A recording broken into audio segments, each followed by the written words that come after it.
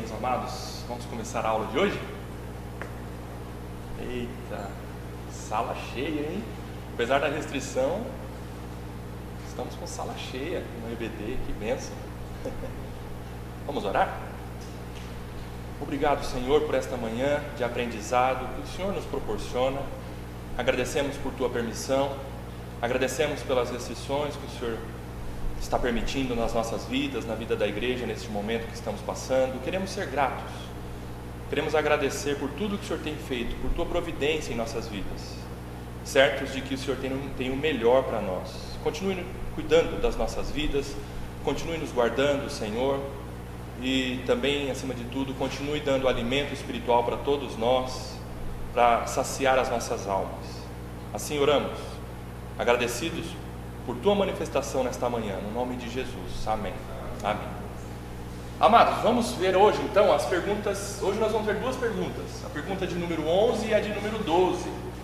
Na última aula nós vimos a pergunta 10 e vimos a respeito das obras da criação. Quais são as obras da criação de Deus? Agora nós vamos ver a pergunta de número 11, as obras da providência de Deus. Certo? Nós vimos na pergunta, se eu não me engano, de número 6 ou 7, que Deus, Ele decretou todas as coisas através das obras da criação e através das obras da providência. Nós vimos a parte das obras da criação, agora vamos ver a parte das obras da providência. E a pergunta de número 12, a gente vai iniciar a segunda parte da primeira parte que nós estamos vendo. A pergunta de número 12 introduz o assunto sobre a queda e o pecado. Precisamos ver esse assunto delicado, espinhoso, mas faz parte para nós entender, para nós termos uma concepção como nós somos gerados, como nós somos feitos, qual é a constituição do nosso ser, a natureza que nós temos, para que aí então a gente passe a valorizar, passe a compreender a grandeza da graça de Deus, de Cristo, da obra da redenção do Senhor. Precisamos ver o assunto da queda, a doutrina da queda. Nós vamos ver a partir da pergunta de número 12, tá bom? Vamos lá. Primeira parte então, nós estamos aí sobre Deus, criação e queda. Pergunta de número 11, leiamos todos juntos a pergunta. Vamos lá.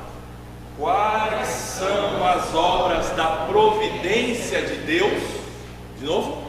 Quais são as obras da providência de Deus? A resposta: as obras da providência de Deus são a sua maneira muito santa, sábia e poderosa de preservar e governar todas as criaturas e todas as ações delas. Novamente, resposta: as obras da providência de Deus são a sua maneira muito santa, sábia e poderosa de preservar e governar a todas as criaturas e todas as ações delas. Eu gostaria que você, por favor, na sua concepção, o que é providência de Deus? Fala para mim. Providência de Deus. Pensa um pouquinho que nós vimos sobre a criação, ok?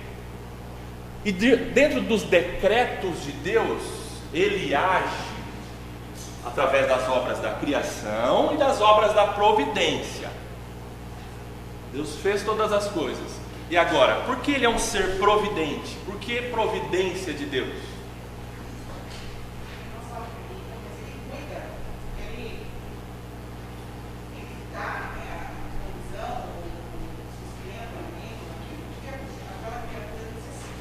Amém. Deus não somente cria, faz as coisas surgirem, Deus criou todas as coisas, mas também, como a Val disse, Ele sustenta todas as coisas, Ele providencia às pessoas o sustento, a maneira da pessoa viver, ou de toda a criatura.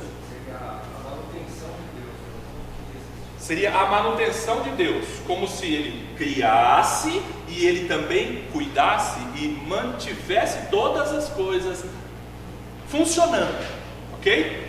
Quem quer falar mais alguma coisa? Quem não quer falar nada? Tá bom, entendi. Mostra tudo que foi criado continua dependente para tudo. É verdade. Dependência total. Além da criação, nós dependemos de Deus. Se nós temos vida, é vida porque Ele nos deu. E também a manutenção da vida é porque Ele mantém a nossa vida ligada na tomada. É, mais ou menos isso.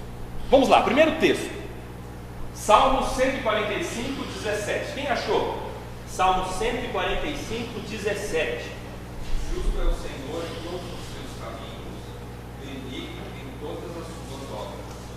Olha só, esses textos de referência, eles não estão aí à toa, tá? Esses textos de referência fazem parte da elaboração do breve catecismo de Westminster. Aquela comissão, como nós vimos na primeira aula, a comissão de vários teólogos no século XVI, XVII, eles fizeram tudo isso baseados em textos bíblicos, óbvio. Por que esse texto está aí? De acordo com essa pergunta, ou está referenciando esta pergunta. Vocês perceberam o texto? Olha lá. Grande é o Senhor. Não, desculpa. É o 17. Justo é o Senhor em todos os seus caminhos, bondoso em todas as suas obras.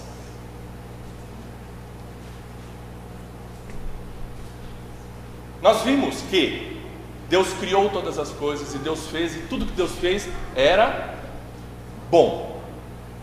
Agora, Deus mantém todas as coisas porque Ele é um Deus providente, e ao manter todas as coisas, Ele mantém-se bom. As coisas acontecem e estão acontecendo porque Deus é bom e justo. O que diz o versículo 17? Justo é o Senhor. Justo quer dizer que Ele não erra, Ele não perde o controle, Ele não se desespera, Ele não corrige os seus atos, Ele não exagera na medida. Justo é o Senhor. E aí a segunda parte do versículo, o que diz? E também Ele é bondoso ou benigno em todas as suas obras. Aqui é obra de providência, é o agir de Deus na história, na manutenção da criação. Ok? Porque muitas coisas acontecem, nós vamos ver. As coisas acontecem na providência de Deus, no transcurso da história, no desenrolar do tempo. E muitas dessas coisas para nós são ruins. São ruins. Porque nós estamos aqui de manhã com saúde, está todo mundo bem, ok, tudo certinho. Alguns problemas acontecem, mas não é nada que extrapole a normalidade, tudo ok, beleza? Está aqui todo mundo bonitinho. Mas coisas ruins têm acontecido nas nossas vidas. E não é o diabo, é a providência de Deus. Deus é bondoso em todas as suas obras. Não é porque Deus permite, não é porque Deus deixou para Satanás fazer as coisas ruins. Coisas ruins acontecem e vêm sobre nós porque Deus está assim agindo.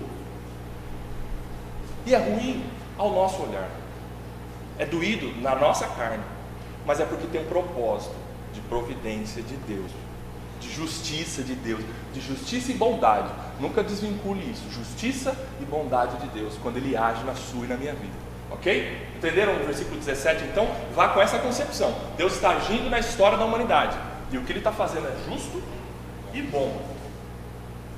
Mas essa pandemia é bondade de Deus. Quer você queira ou não, isso não vai mudar. É bondade de Deus e justiça de Deus. É um assunto muito propício para nós hoje. Nós hoje, no ano de 2020, nós estamos passando pelo agir da providência de Deus em algo muito doloroso. Muito doloroso. Que quem sabe os nossos filhos e filhas não passarão na geração deles. Algo como está acontecendo agora, quando eles forem mais velhos. Você está passando, você está experimentando algo que Deus está agindo mundialmente falando. É muito sério isso, e é o agir de Deus. Salmo 104, abram lá. Salmo 104. Vamos ler do 10 ao 24. Agora, o agir de Deus. O agir de Deus. Deus age em quais instâncias? Deus age aonde? Deus age na natureza. Deus age na vida dos seres humanos. Deus mexe nos acontecimentos da história. Deus mexe. Deus age dessa forma. O Salmo 104 vai mostrar para nós que as coisas vão acontecendo porque Deus assim age. Olha só o que ele faz na natureza. Versículo 10. Tu fazes rebentar fontes no vale. O que diz a sua versão aí? Versículo 10.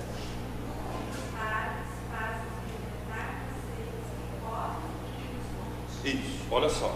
O salmista aqui está dizendo: o Senhor faz surgir do chão ou do vale nascentes de água, rebentar nascentes de água. Onde não tem água, Deus faz nascer água. Rebentar fontes de água, cujas águas correm entre os montes. Deus está agindo. Quem que está mantendo os rios correrem? Quem que está alimentando de água os rios e os mares? Porque Deus não deu o start lá na criação e deixou, a hora que acaba a água, acabou. Quem pegou, pegou. Quem bebeu, bebeu. Quem não bebeu, não bebe mais. Deus faz as coisas se manterem. Deus faz rebentar água da fonte. O que mais? O que diz o versículo 11? Dão de beber a todos os animais do campo. Os jumentos selvagens matam a sua sede. Quem está cuidando do animalzinho lá na Mata Atlântica, lá na Amazônia, lá no Saara? Quem está cuidando? Deus está cuidando em sua providência. O que mais? Versículo 12. Junto delas as aves do céu têm o seu pouso, e por entre a ramagem elas se põem a cantar. Deus está cuidando dos pássaros. Deus está cuidando com todo o detalhe dos pássaros, dando pouso a eles, dando lugar para eles fazerem seu ninho. O equilíbrio natural das coisas Deus está mantendo. Apesar do homem interferir maleficamente nessa ordem de Deus, e o homem interfere, mas ainda assim Deus mantém as coisas num certo equilíbrio.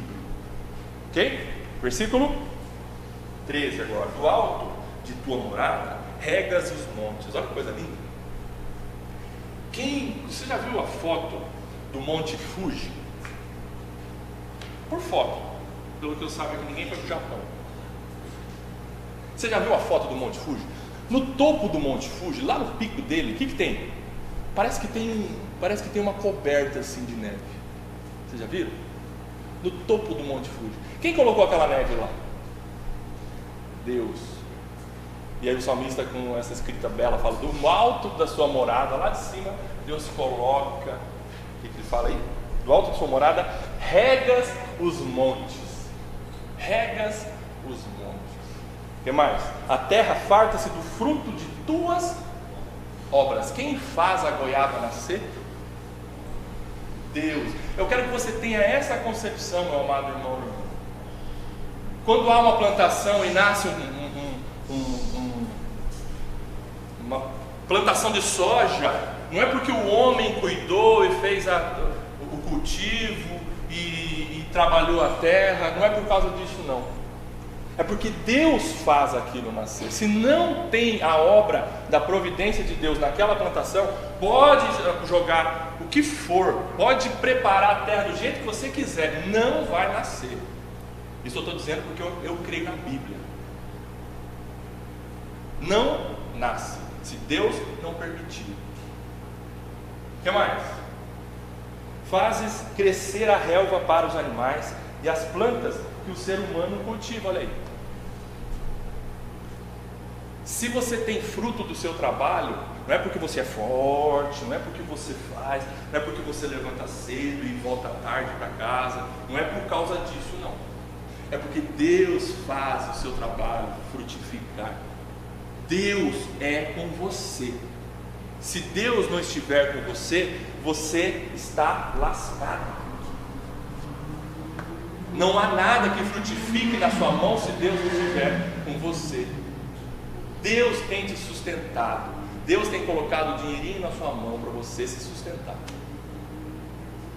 Amados, tenha essa concepção. É para quebrar o meu orgulho, é para quebrar o seu orgulho, é para quebrar a nossa independência de Deus, porque nós somos absolutamente dependentes de Deus. Se você planeja amanhã viajar, amanhã Deus manda uma doença ou alguma coisa que não faz você pôr o pé para fora da cama. Deus está cuidando da sua vida, não só te criou, mas Ele mantém a sua vida. Por isso, dependa dele. Você tem que depender de Deus em tudo. Tudo. O que mais? 15, né? O vinho que alegra o coração, o azeite que lhe dá brilho ao rosto e o pão que lhe sustém as forças. Deus tem dado tantas coisas para nós, muito mais do que nós merecemos, não é mesmo? Olha lá a sua despensa. Tem coisa lá que você olha e fala, nossa, eu quando vivia com os meus pais não tinha tudo isso. Os meus pais quando viviam com os meus avós jamais poderiam desfrutar do que Deus tem me dado hoje. Pensa no que Deus tem te dado. A alegria dele estar sustentando você com coisas muito mais do que para o seu próprio sustento. Você tem um chocolatinho lá para você comer, você não precisa de chocolate. Você tem uma Coca-Cola lá para você recorrer, quem gosta. Você não precisa de Coca-Cola. Deus te sustenta com pão e água, tá bom? Ouça, muito obrigado pelo pão e pela água. Mas Ele te dá um chocolatinho, Ele te dá uma bolacha recheada, Ele te dá uma coxinha para você ir lá saborear aquela coxinha com pimenta. Você não precisa disso, mas Deus te dá, para você ter alegria, para você desfrutar nessa vida de uma alegria, dos prazeres gostosos para a nossa vida. E Deus dá isso para você. Deus tem dado. Olha lá para o seu, não sei se ele vai falar de roupa aqui, mas olha lá para o seu guarda-roupa. Você pode escolher por cor o que você quer vestir. Eu estou dizendo isso porque é o que Deus tem nos dado, né? O pão que lhe sustém as forças. 16. São saciadas as árvores do Senhor. As árvores são de quem? Do Senhor. E os cedros do Líbano que Ele plantou. Quem plantou os cedros do Líbano? Quem que pôs aquela árvore lá no topo daquela montanha que você olha e fala, meu Deus, olha que linda aquela. No sul tem bastante, na Morraria tem bastante araucária, né? Araucária, plantação de araucária no Paraná, ali para baixo. E você olha e fala, nossa, lá no topo, quem pôs aquela árvore? Foi Deus. Deus que pôs aquela araucária lá em cima. Coisa mais linda, né? A copa da araucária, né? O que mais? Versículo 17. Em que as aves fazem os seus ninhos. Quanto à cegonha, na sua casa é no cipreste. Se existe uma ordem, Deus coloca uma ordem certinha para todas as coisas. Onde o ave tal vai fazer seu ninho é lá, e Deus já determinou isso, e Deus cuida disso. Onde o ave tal vai fazer o ninho dela vai ser lá. O João de Barro faz o ninho, só o João de Barro faz. Outros passarinhos não faz. Ah, por que a melancia não nasce no pé alto? Lógico, se você for deitar lá, Deus fez com sabedoria, que se você deitar lá, a melancia cai na sua cabeça. Ah, mas e a jaca, Rodrigo? Ah, mas Deus permitiu que a jaca nascesse num pé desse tamanho, porque não é para você deitar ali embaixo da jaca, deita e bate outro pé. Ah, mas está tudo errado. Não, está tudo certo. É assim que Deus quis. Certo? Não tem nada de errado.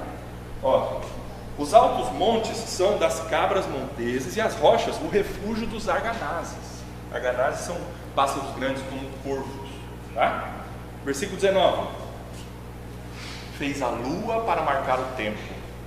O sol conhece a hora de se pôr. Queridos, quem que fala para o sol? Desperta, está na hora de você levantar. Deus mantém o sistema solar funcionando harmonicamente, perfeitamente. Você levanta, o sol já está lá. Ou se você levanta de madrugada, daqui a pouquinho ele desponta no horizonte. Coisa mais linda. Coisa mais linda. E ele se põe na hora certa. E assim vai. E esse ciclo vai acontecer até o momento em que Deus falar, acabou o tempo. Acabou as obras da minha providência para a humanidade e para toda a criação. Mas enquanto tiver existência de vida, Deus vai cuidar.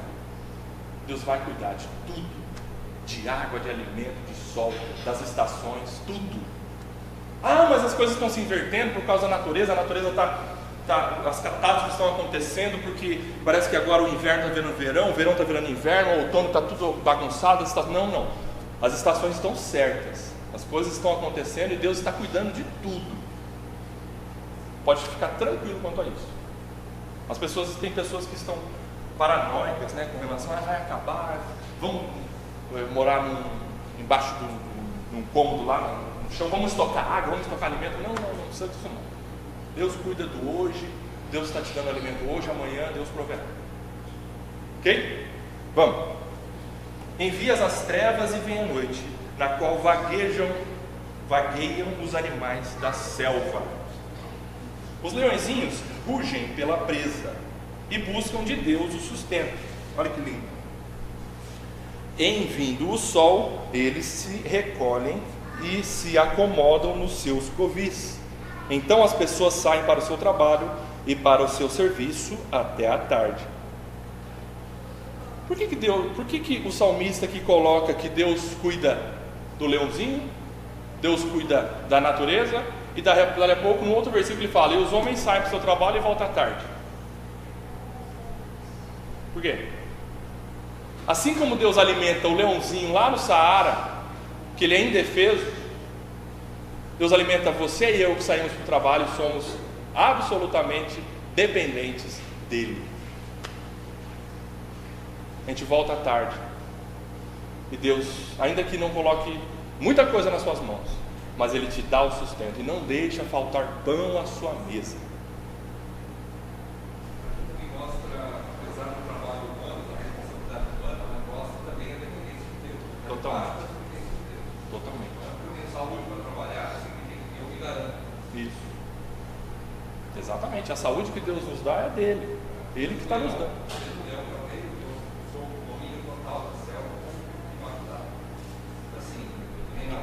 Cuidado de Deus.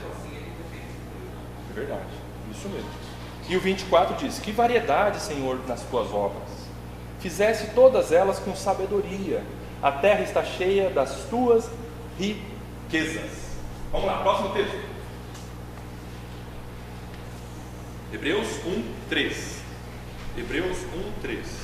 Olha que interessante esse texto com relação à providência de Deus. Hebreus 1, quem achou e pode ler.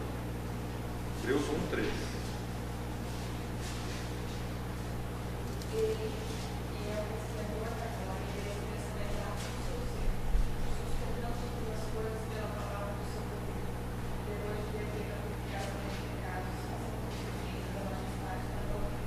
Amém. Aqui o escritor de Hebreus está se referindo a Jesus, o Filho, que é o resplendor da glória de Deus, a expressão exata do seu ser, sustentando o quê?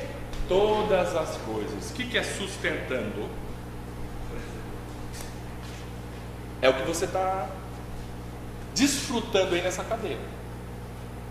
A cadeira está te sustentando. Segurando, mantendo você sentadinho. Porque de repente, se ela abre a perna, ela não te sustenta mais, você cai no chão. Se a sua vida está funcionando, seu coração está batendo certinho e você está respirando, é porque Deus está sustentando você por meio de Jesus. Nós vimos no capítulo 1 de João, lembra? No princípio era o Verbo estava com Deus e o Verbo era Deus. Versículo 2. O Verbo estava no princípio com Deus. Versículo 3. O que ele estava fazendo? Todas as coisas, fazendo todas as coisas. O Verbo estava lá na criação, a palavra, a atividade poderosa de Deus, que é a segunda pessoa da Trindade, que é Jesus Cristo. É isso que o escritor de Hebreus está dizendo aqui. Então, Deus sustenta todas as coisas, pela palavra do seu poder. Vamos lá, próximo texto. Mateus 10, 29 e 30. Esse texto é belo. Palavras do nosso Senhor Jesus Cristo. Mateus 10.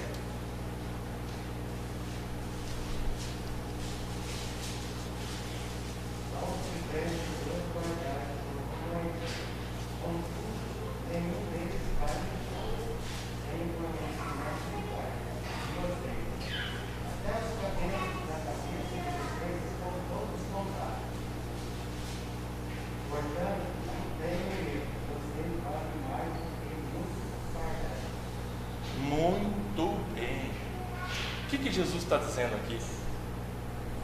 Olha que coisa bela. Não se vendem 2 pardais por uma moedinha? Existia a venda de aves e 2 pardaizinhos eram vendidos por uma moedinha. Uma coisa irrisória, um valor bem baixo. Para o homem, a compra de 2 pardaizinhos, quase nada.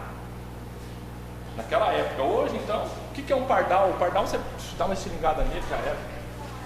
Não se vendem 2 pardais por uma moedinha, Jesus está dizendo. Pardal não é nada para nós homens. Entretanto, nenhum deles cairá no chão sem o consentimento do Pai de vocês. O que Jesus está dizendo?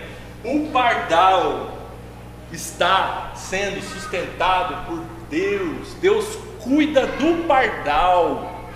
Deus cuida daquele passarinhozinho pequenininho.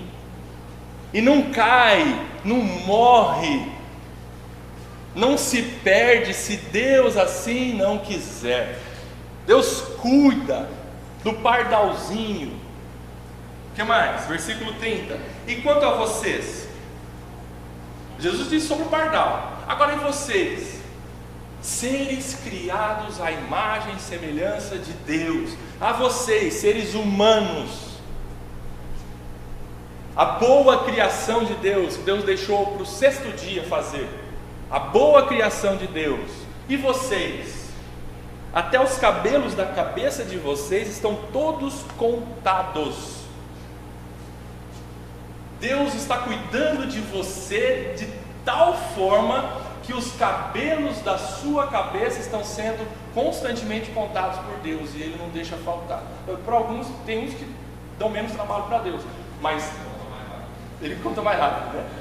Todos os cabelos. O que Jesus está querendo dizer sobre isso? É uma analogia tão bela que nos faz pensar assim: tudo Deus está cuidando de mim, tudo, a quantidade de líquido dentro de mim, o metabolismo do meu corpo funcionando de tal forma que as coisas se processam nas células lá dentro, as coisas funcionam lá dentro e Deus está cuidando de mim. O seu sistema urinário está funcionando, tem uns que não, mas tem alguma complicação, mas ainda Deus permite fazer parte de um tratamento para que as coisas funcionem, continuem tendo vida. E você alimenta, e aquele alimento é processado dentro de você e vira energia. Tudo isso Deus está cuidando.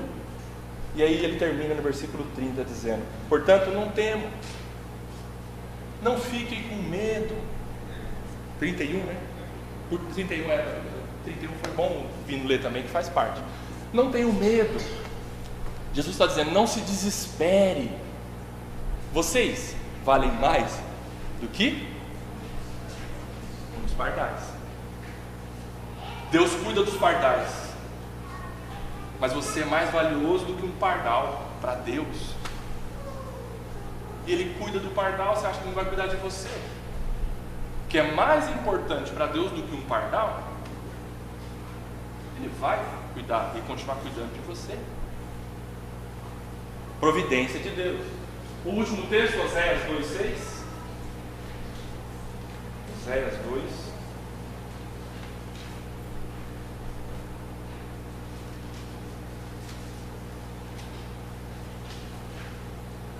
Portanto, esse cercarei esse caminho com espinhos, levantarei um muro contra ela, para que ela não ache espinhos dele. Fale para mim aí qual é a providência de Deus nesse versículo. Deus te deu alimento, ok. Deus está te dando saúde, ok. Deus faz você passear, ok. Deus fez você ir para Disney, ok. Deus cuidou de você lá na sua casa, que você está assistindo TV, um filme tão legal que você quer assistir, ok. Qual é essa providência de Deus que Oséias mostra? Dor, castigo, sofrimento, disciplina. Providência de Deus, como nós vimos no início, Deus é justo e bom. e Ele manda coisas doloridas para você e para mim. O que está dizendo aqui? É o povo de Deus, tá? É Oséias proclamando a profecia de Deus para o seu próprio povo. O que ele está dizendo? Portanto, Deus dizendo: eis que cercarei o seu caminho com espinhos, e levantarei um muro contra ela, contra a minha própria cidade, contra o povo de Deus, para que ela não ache as suas veredas. Deus está dizendo o seguinte: por mais que o meu povo queira tentar escapar de uma situação ou outra, eu vou fechar todas as portas, não vai haver saída para o meu povo. Colocarei muros nas saídas, que se ele tentar escapar por ali, eu vou fechar aquela saída. Se ele tentar escapar para cá, eu vou fechar aquela outra saída. Não haverá escapatória para o meu povo, porque eu estou agindo em favor dele por meio da vara, por meio do castigo. Queridos, providência não é só quando Ele te dá e quando Ele cuida das coisas boas da sua vida, mas também quando Ele manda coisas ruins ao seu olhar para a sua vida, coisas ruins para o nosso paladar. Mas no final das contas, tudo vai cooperar para o nosso bem, absolutamente tudo, se nós somos filhos de Deus, tudo, sejam horas boas, sejam horas de castigo, sejam 7 anos de vacas gordas, sejam 7 anos de vacas magras, tudo coopera para o bem dos filhos de Deus, para que Deus forje o caráter de Cristo na sua e na minha vida. Providência de Deus. As coisas ruins acontecem, não é para você repreender o inimigo, mas é para você ajoelhar no chão e falar: Senhor, me ajude me ensine a agradecer, e a passar por essa hora de tanta dor, pelo caminho espinhoso. Farei você passar e cercarei o seu caminho com espinhos. Passa num caminho onde tem ramada com espinhos. Você fica aqui, você vem para lá, você se abaixa, você não quer encostar, e é dolorido. Às vezes eu vou pegar limão lá na casa do Marcos, vai espinhando. Eu tenho um objetivo, eu quero pegar o limão, mas é doído, vai espinhando, é complicado, você vem para cá, você vem para lá. Deus nos faz passar por caminhos com espinhos, é dolorido, mas o propósito dele é formar o caráter de Cristo nas nossas vidas. O caminho de espinhos tem um fim, meus amados irmãos. Deus não nos deixa eternamente no caminho de dor. Existe um fim para a disciplina de Deus, e nós vamos desfrutar disso lá na frente. O choro dura um momento, mas a alegria vem pela manhã, e o raiar do sol de Deus há de chegar nas nossas vidas. Providência de Deus no caminho. Agradeça, ainda que você se debata, vai doer mais para você, mas Deus está cuidando de você. Lá no final, Ele vai tratar das suas feridas. Tenha certeza disso. Creia na promessa do Senhor, que Ele é justo e bom. Vamos então. Oi?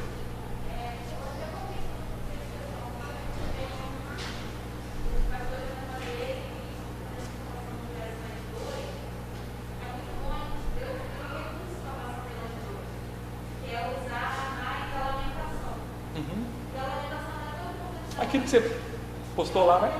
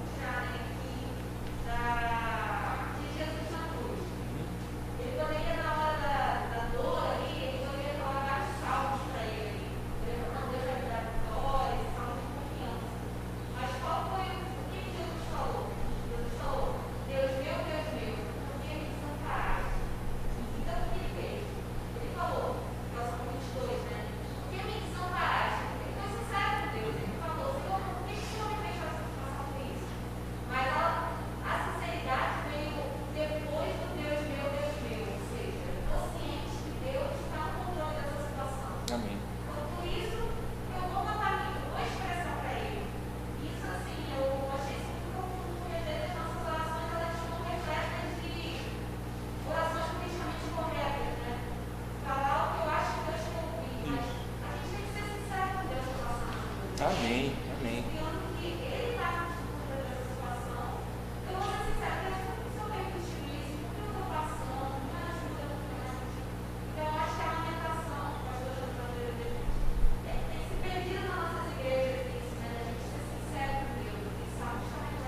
Com certeza, amém. Horas de dor, Deus nos faz passar para nós buscarmos mais Ele, em lamento. Senhor, por que o Senhor está fazendo isso? Os vários salmistas falam: Senhor, vinga aquela pessoa que está indo contra mim. Senhor, age na vida daquela pessoa. Senhor, a prosperidade dos perversos, Senhor. Os perversos, os maus, os que estão indo contra o Senhor estão indo tão bem. A bolsa de valores dele está lá em cima, está batendo picos. E eu aqui que estou me esforçando, estou indo para a reunião, estou lendo, estou orando, estou querendo viver uma vida séria com Deus, mas o Senhor está cortando as minhas pernas, Senhor. Mas você está lamentando para Deus, e Deus vai te dar um consolo. Deus vai, eu creio, pelo agir do Espírito Santo dele, te mostrando qual é a vontade dele para você. Tenha certeza disso.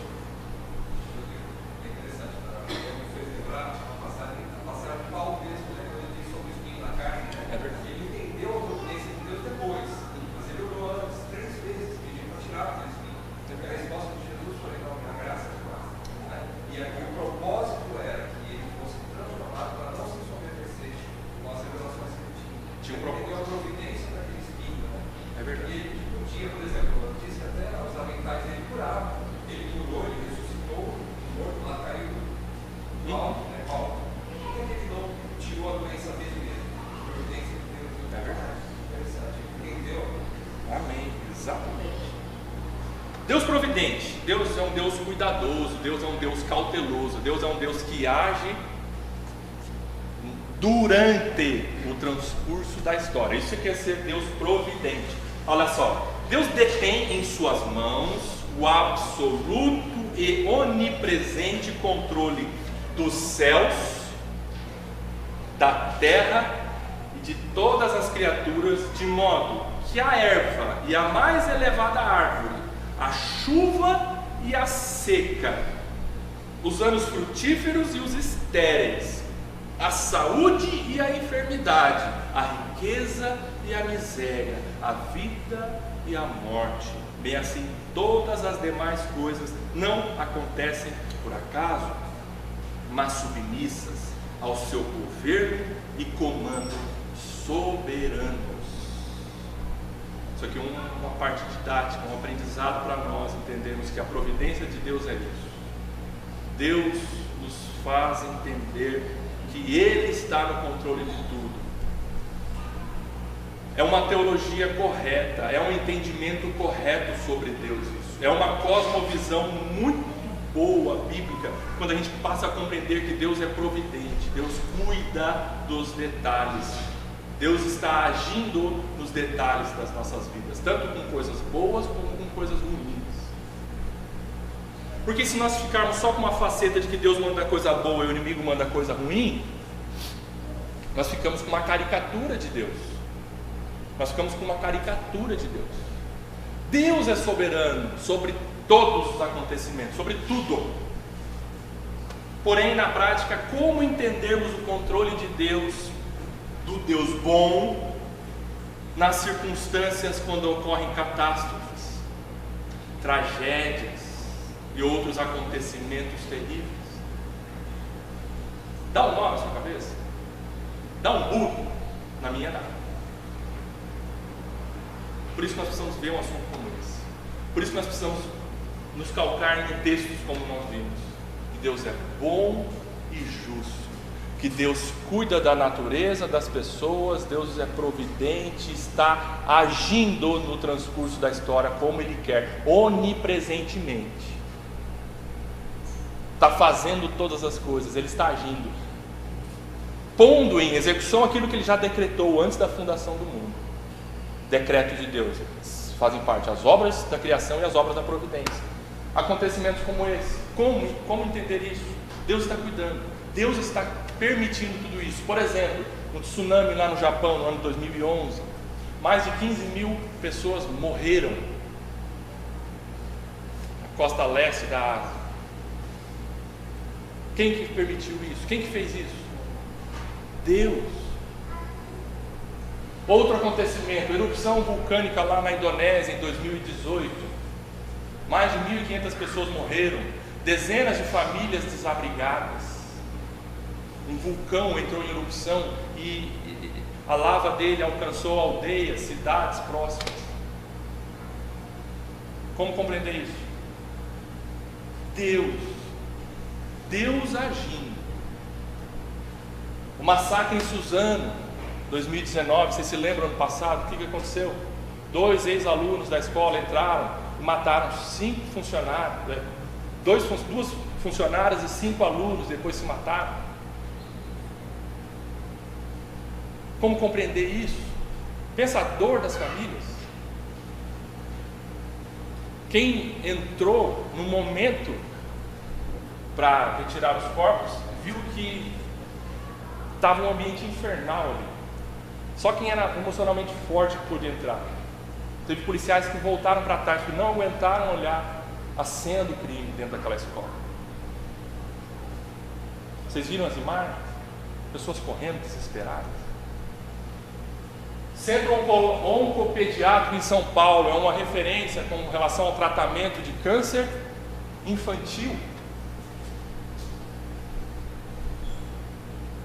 Crianças padecem câncer.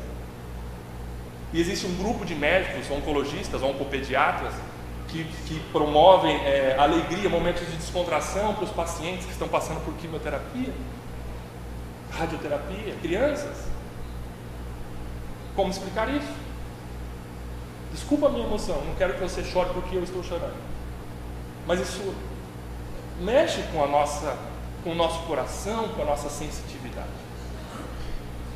Deus agindo nisso. Deus pode acometer as minhas filhas de uma doença gravíssima que pode levar à morte. Como eu vou lidar com isso? Deus agindo. Massacre na Igreja Batista do Texas, num domingo de manhã, a igreja reunida como nós estamos aqui. Um atirador entra na igreja e mata 36 pessoas. E se mata depois, é alvejado pela polícia, depois quando ele sai pela porta. 36 pessoas morreram dentro da igreja, mas estava dentro da igreja. Senhor, como o Senhor permite isso? São acontecimentos que estão dentro da providência de Deus. Queridos, nós precisamos entender uma coisa. Do ponto de vista bíblico, nós precisamos olhar para a Bíblia, termos uma cosmovisão bíblica, uma visão de mundo de acordo com a Bíblia. Como entender isso? Você precisa entender primeiro que, sendo conhecedor dos atributos de Deus, e você quais são os atributos de Deus que nós vimos? Vai, fala aí um. Amor, Deus é amor. Outro. Justiça, Deus é justo. Outro. Deus é santo, único, triplamente santo. O que mais? Fiel, Deus é fiel. O que mais?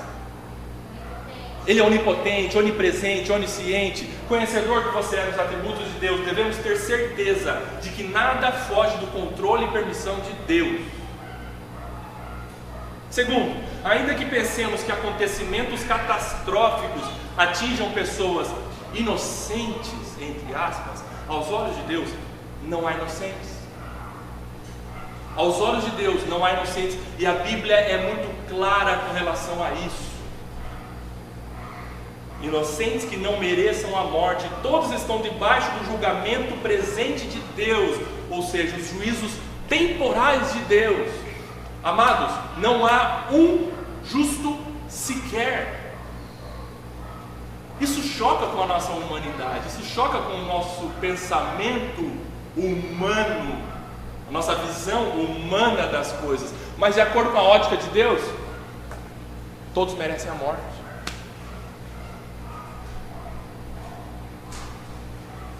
Todos merecem a ira dele. E Deus vem dos céus, como diz em Romanos, com a sua ira contra toda criatura, porque todos merecem a morte. Porque qual é o salário do pecado? Nós vamos ver daqui a pouco porque que todos merecem a morte, porque todos pecaram através do nosso representante federal, Adão, toda a humanidade está caída. E Deus é justo, e na sua justiça Ele não pode ser conivente com o pecado. Sendo assim, todos merecem, estão sob a ira de Deus. Todos. Quer você queira ou não, é isso que a Bíblia ensina sobre o caráter de Deus. Nós precisamos ter essa base dolorida que mexe com o nosso ponto fraco, ou seja, o pecado, para daqui a pouco nós valorizarmos a tão grande salvação e redenção que há em Cristo Jesus. E terceiro, Deus usa todos esses acontecimentos para que o ser humano admita seus pecados e se arrependa, voltando-se para Deus através de Cristo. E também os crentes exercitem santificação e amor ao próximo e reconheçam sua falibilidade por meio da dor e do sofrimento. As tragédias sobrevêm tanto a ímpios quanto a crentes. Não é o que aconteceu do tsunami lá no Japão, que eles são mais pecadores do que nós aqui no Brasil, não. Tragédias sobrevêm sobre todos, a casa do justo e a casa do ímpio. E Deus tem um propósito com todos esses acontecimentos, para te fazer ser mais santo, você que é crente, para te fazer se arrepender e colocar os joelhos no chão. Senhor, minha casa está cheia de goteiras, Senhor, me ajuda. Nessa tempestade, minha casa ficou destelhada, me ajuda, Senhor. Recorra a Deus, busque Deus, se humilhe nas mãos do Senhor. Você que crê em Jesus Cristo. Aquele que não crê, diante disso, Deus usa esses acontecimentos para que a pessoa se quebre e se renda diante da majestade de Deus no universo e fale: existe um Deus, eu quero, me ajuda. Quem sabe através de um acontecimento como esse, Deus salve aquela pessoa. Deus, nos seus juízos temporais, Ele está mostrando que um dia haverá um juízo final e derradeiro. São anti-eventos, estão acontecendo antes do grande evento terrível, final, que a Bíblia é clara com relação a isso, que há de chegar o dia do juízo final de Deus, não os juízos temporais, que são essas manifestações da ira de Deus, temporais, no curso da história.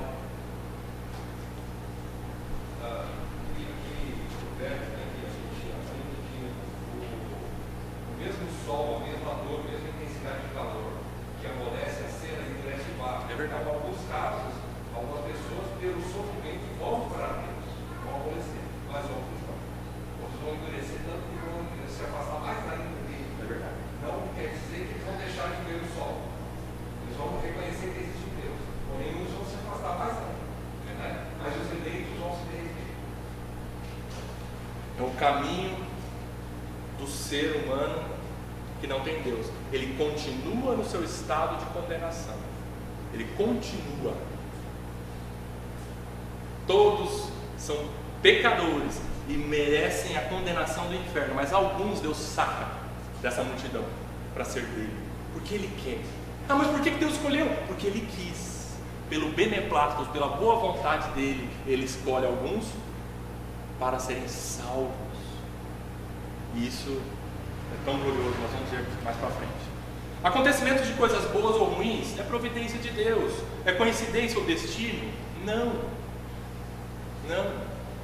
Ainda que você possa falar, e a gente fala por força de expressão: ah, que coincidência eu te achei aqui. Não tem problema, pode falar, mas desde que você entenda que por trás de toda coincidência, Deus está agindo. Coincidência é a incidência de novo, da mesma coisa, não é? Ah, eu encontrei o Augusto lá no shopping, deu a volta. Olha que coincidência, encontrei você de novo. Não tem problema falar não, porque tem gente que fala: não fala coincidência não, é soberania de Deus. Não precisa ser tão legalista assim não. Mas entenda que Deus está agindo em tudo. Tudo é providência de Deus. Coincidência ou destino? Não. Não é um destino cego, tá? Destino já traçado por Deus. Porque muitas pessoas entendem: ah, tem um destino em aberto. É a teologia relacional. Pessoas entendem: nem o homem nem Deus sabem do destino, eles estão construindo junto. Nem Deus conhece o futuro. Isso é errado.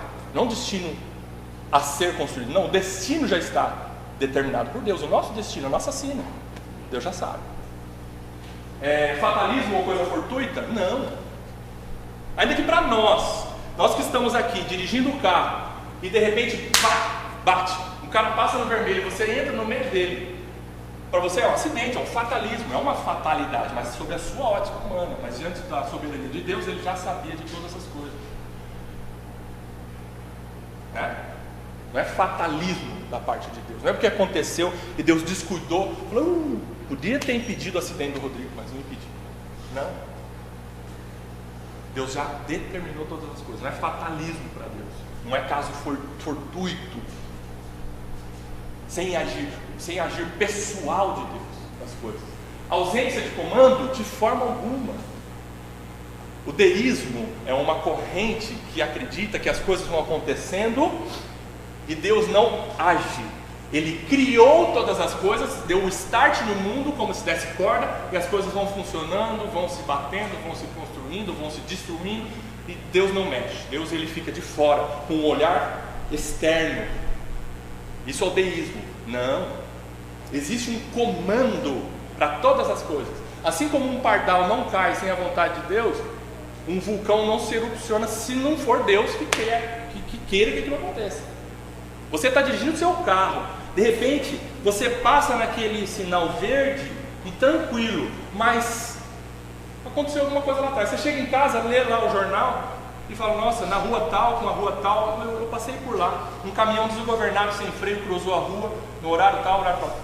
Aí você lembra, meu Deus do céu, eu passei por aquela rua, naquele momento, o Senhor me livrou de um caminhão sem freio, podia detonar meu carro no meio e eu dentro. Sabe que já aconteceu isso com você? De repente você fala, o Senhor me livrou de tal coisa. Por um detalhe eu poderia sofrer, poderia acontecer um regaço na minha vida, mas o Senhor me livrou. Comando de Deus. O universo não está nas mãos de uma força impessoal, mas está rigorosamente nas mãos de Deus. Aleluia. E a pergunta de número 12, então. Alguém tem alguma coisa a dizer sobre a pergunta de número 11? Os atos das obras de providência de Deus? Quer falar alguma coisa a mais? Não? Então vamos para 12? Todos juntos. Vamos lá. Que ato especial de providência Deus exerceu para com o homem no estado em que ele foi criado? Resposta? Quando Deus criou o homem, fez com ele um pacto de vida, com a condição de perfeita obediência, proibindo-lhe comer da árvore da ciência do bem e do mal, sob pena de morte. Gente, Deus criou o ser humano, e não só criou, mas ele passou a cuidar, passou a ser providente com relação a Adão e Eva, mas ele fez um pacto, ele colocou uma condição. Ele fez um teste. Qual ato especial de providência Deus exerceu para com o homem no estado em que ele foi criado? Quando Deus criou o homem, fez com ele um pacto de vida. Deus deu vida a Adão e Eva. Vida mais plena que você possa imaginar. Vida abundante para Adão e Eva. Com a condição perfeita de obediência. O que Adão e Eva tinham que fazer? Obedecer. Só isso. Só obedecer. Proibindo-lhe comer da árvore da ciência do bem e do mal, e Deus já deu ali a condenação. Se comeres, certamente morrerás. Vamos lá. Gálatas 3,12. O que diz aí? Agora, além de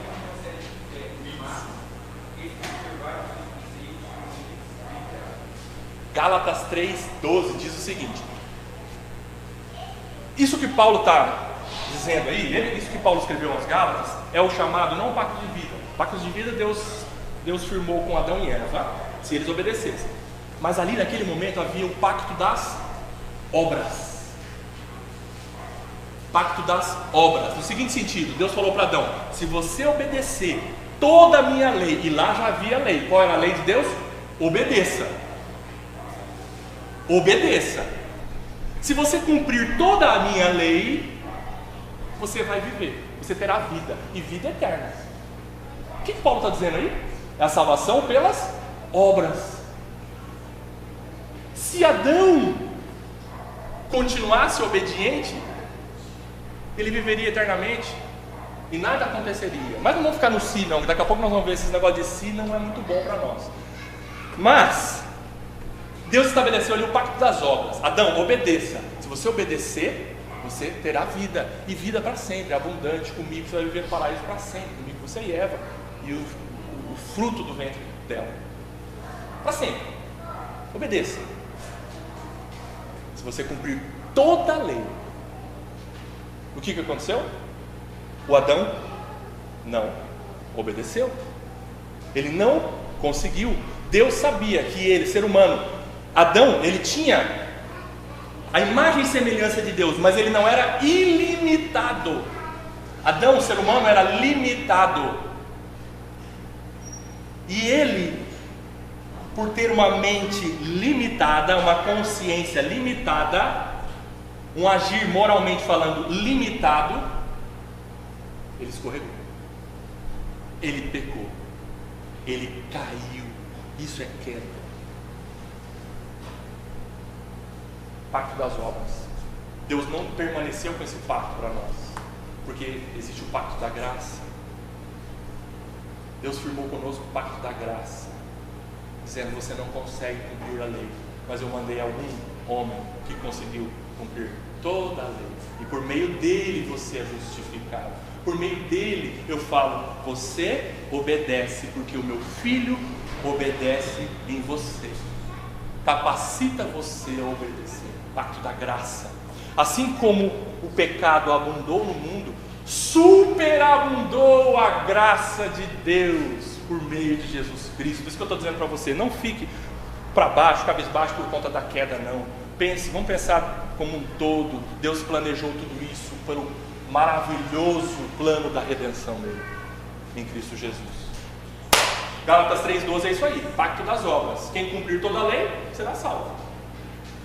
Gênesis 2,17, o que aconteceu? Mas a árvore do conhecimento do bem e do mal não comerás, porque no dia em que dela comeres, certamente morrerás.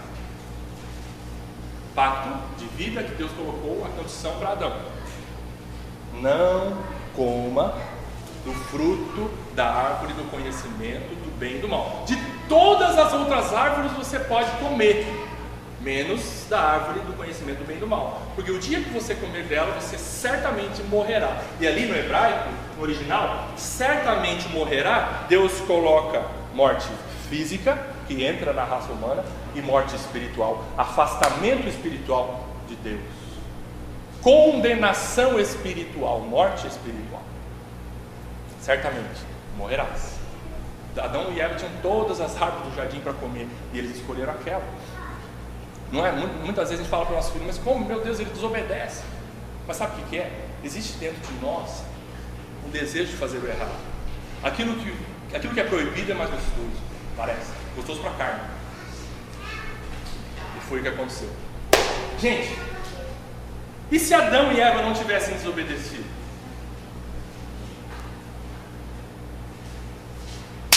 Que coisa, hein, Adão? Por que você foi fazer isso com a gente? E se Adão e Eva não tivessem desobedecido? Você parou para pensar nisso? Deus mandou ele não comer da árvore do fruto da árvore do conhecimento do bem e do mal. Se Adão e Eva não tivessem comido daquele fruto, eles seriam eternos? Provavelmente sim. Eles não experimentariam os efeitos do tempo contra a própria carne, contra a sua própria constituição. Eles viveriam para sempre. Eles seriam imortais? Sim. A morte entrou com o pecado, uma vez não desobedecendo, eles seriam imortais. Eles não experimentariam a morte nem física, nem espiritual. As faculdades mentais deles seriam superiores, ou permaneceriam superiores. Por que eu digo superiores? Sabe quem deu o nome aos animais? Adão. Você não consegue fazer isso hoje. Adão conseguiu. Porque na época, ou antes da queda, Adão tinha faculdades mentais superiores às nossas. Por conta da queda, veio uma tragédia nas nossas faculdades. A imagem e semelhança de Deus que Deus imprimiu no homem foi corrompida, não foi tirada, foi corrompida por causa do pecado. O que mais? Fala aí para mim, se Adão e Eva não tivessem desobedecido. O trabalho não seria desgastante como era. Sabe quem cultivava o jardim? Adão. E você pensa que o jardim era meio hectare assim, né? Não, jardinzão mesmo, grande, tamanho de uma nação. É hoje onde fica o Oriente Médio ali. Mais ou menos onde fica o Oriente Médio. A costa, a parte oeste da Ásia. Antiga Mesopotâmia, mais ou menos ali, onde tem bastante rio, onde encontra o Tigre, o Eufrates. Moisés escreveu isso em Gênesis. Tigre, Eufrates, tem outro rio também que chega, é naquela região lá. E é grande. Quem fez isso? Quem cultivou o jardim? Adão. Mas por causa da queda o trabalho é penoso.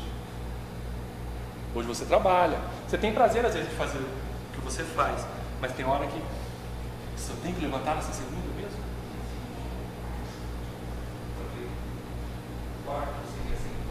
O parto seria sem dor. Verdade. Eu não sei o que é isso, mas eu imagino que deve ser terrível. O parto seria sem dor. Os relacionamentos não seriam dolorosos. Adão e Eva viviam em perfeita harmonia antes da queda. Daqui a pouco, foi ela, Senhor, a mulher que você me deu, e virou uma guerra no caso. Isso refletiu nos filhos. Mas antes da queda, havia perfeita harmonia entre o casal, perfeita. Eles cuidavam da criação e cuidavam lá, Adão dando nome para os animais, tararau. E aí se abraçava, dava um beijinho, meu amor, te amo. E vai, e continua o serviço, e vai, e Eva ajudando Adão. Perfeito. Mas veio a desobediência. Mas veio o que eles, por liberdade própria, decidiram fazer. Adão e Eva pecaram porque eles quiseram, não porque Deus determinou, obrigou Adão e Eva a pecarem. Não, Deus deu liberdade para eles. E eles agiram com desobediência. 2 cuidados ao fazermos perguntas como essa. Presta atenção. Nós não podemos culpar Adão e Eva pelo pecado da raça humana, queridos. Quando a gente faz pergunta assim, mas e se Adão não tivesse pecado? Tudo seria perfeito. Poxa vida, hein, Adão? Eva, hein? Por que foi dado o fruto para o seu marido? Aí, se a gente faz pergunta assim, e se, a gente tem que tomar cuidado com isso. Se a gente faz pergunta, por que Adão foi pecar? A gente pressupõe que a culpa é de Adão e Eva de nós estarmos assim hoje. Mas a culpa não é deles.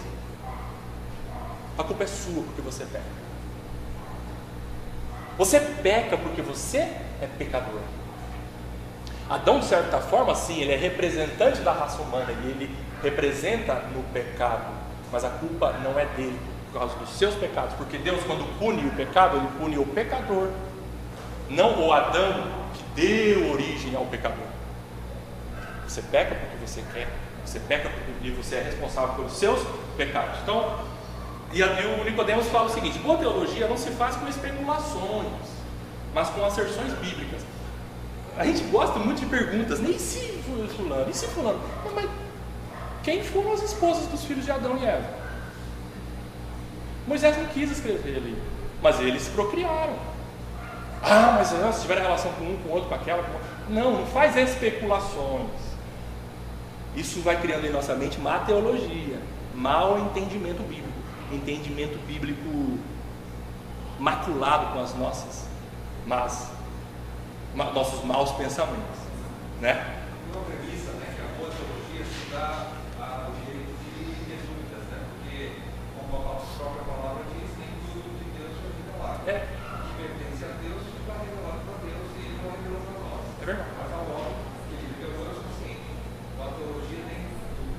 Tem dúvida, tem coisas incertas, tem coisas obscuras que Deus não quer que você e eu saibamos. E não é para a gente ficar buscando atrás, não é para a gente ficar bicudo com Deus, não quer me contar, né? Não, Ele não tem que te contar nada, não. A verdade é um direito, a verdade não é um direito, a verdade é uma bondade que Deus dá a você, sabia? Deus não tem Deus não é obrigado a nada para você. Deus não é obrigado a te dizer a verdade. Ele te diz porque Ele te ama, porque Ele quer. Você não merece a verdade. Muito bem. Oi.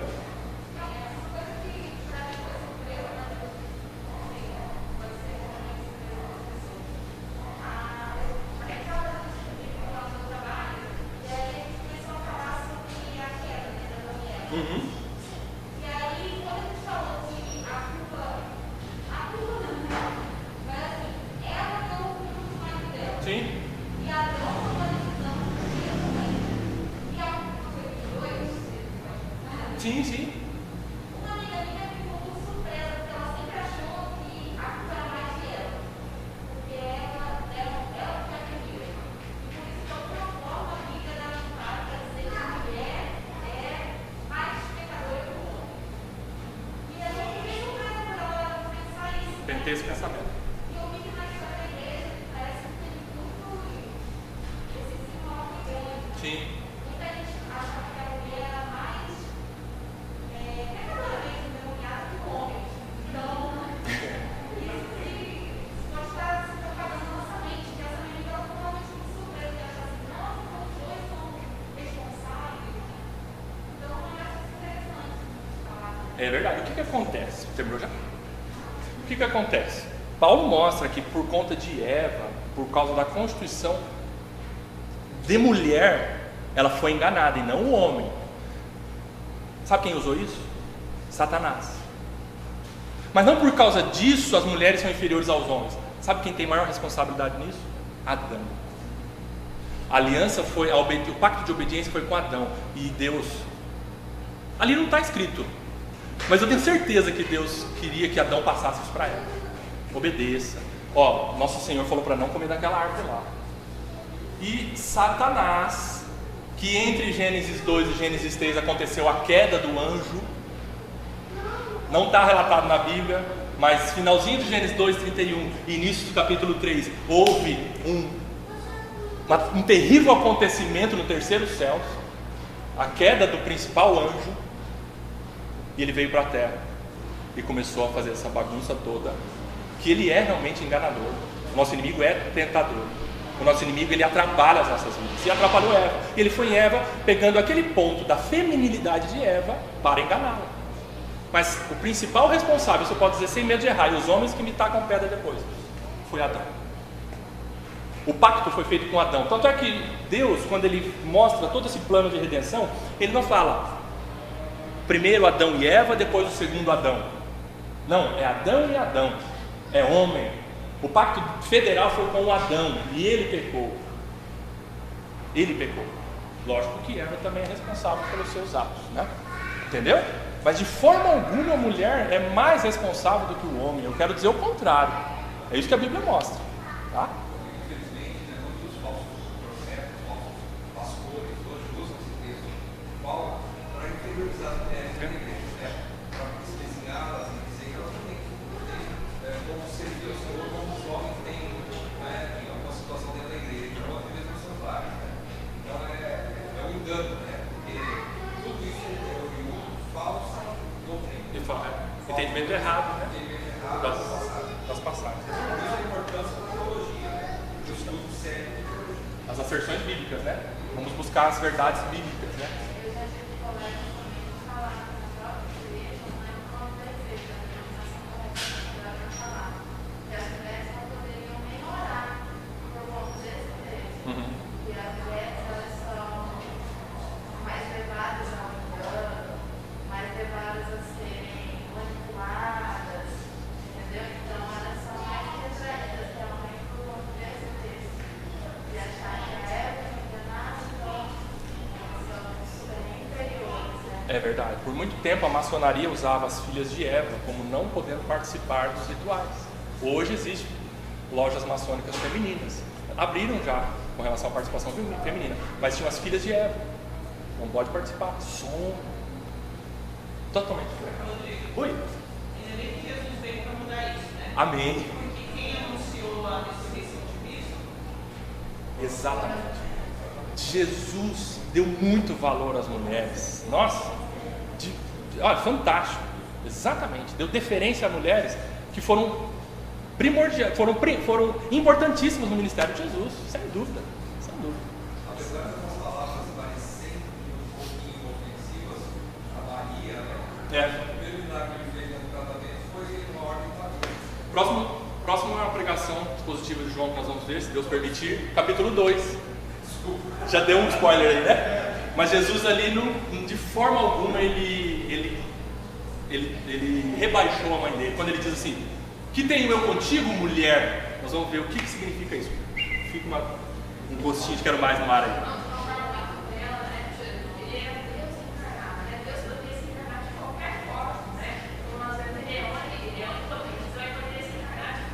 É verdade.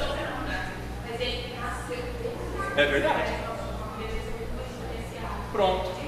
Uma formação natural escolheu Maria e ela foi uma bem-aventurada. Sem dúvida, sem dúvida. No reino de Deus não há grego, cítara, homem, mulher. Não pode e não há. Deus não escolhe por gênero. Deus escolhe por que Ele quer. Por nenhuma preponderância, seja qual requisito seja. Não existe isso. Muito bem. Então, por que Deus permitiu que Adão e Eva pecassem? Eita, essas perguntas do Rodrigo estão complicadas. Por que então que Deus permitiu que Adão e Eva pecassem? Vamos caminhar para o final. Ó, se a gente faz uma pergunta como essa, por que então que Deus permitiu que Adão e Eva pecassem? Num primeiro momento de plano, essa pergunta assume que no final das contas deu errado. Pois se Deus sabia de tudo isso, por que então criou o ser humano? Quando a gente faz a pergunta assim, mas por que Adão e Eva foi pecar? A gente está com o olho só no problema, não na solução. O plano de Deus deu tudo errado. Permitiu que a mulher comesse do fruto, desse para o marido, deu aquele rolo todo. Senhor, deu tudo errado.